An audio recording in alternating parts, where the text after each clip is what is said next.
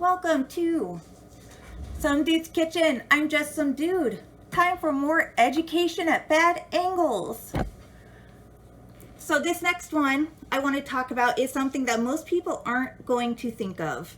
So my butter that I showed you. Let's say I had somebody come over who has celiacs and I want to feed them. So what I decided to do is to make some gluten-free bread or something out of like one of my 5 gluten-free flours I have. And then I bake the bread, slice it up. They ask if they can have butter on it. So I grab butter out of that big tub and put it on there and give it to them. Is that bread safe? And the answer is no, because my knife previously has gone from a gluten product like my own toast or pasta or something like that, and then I dipped it back in there to get some more. That whole tub is contaminated. So if they wouldn't have had the butter, they would have been fine, but that butter is cross-contaminated. That will make them sick. Another good one is, like, let's say you're making 2 different sauces on the stove, right?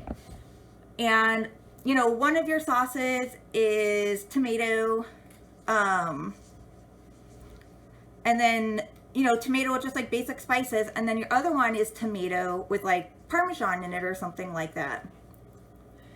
So you take the spoon that you're using to stir up the Parmesan one real quick, and you decide to use it in the one that didn't, and you're just like, oh no, and then you grab you stop moving and you try to grab a clean spoon and scoop that part out where the spoon touched because you didn't stir very much and throw it out, and then you try to give me that sauce.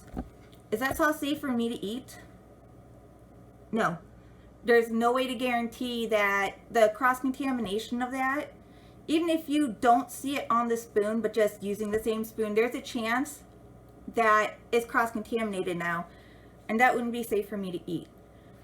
So that is something you also need to pay attention to, especially if you work in an industrial kitchen, is did anything get double dipped or the wrong utensil used in the wrong item?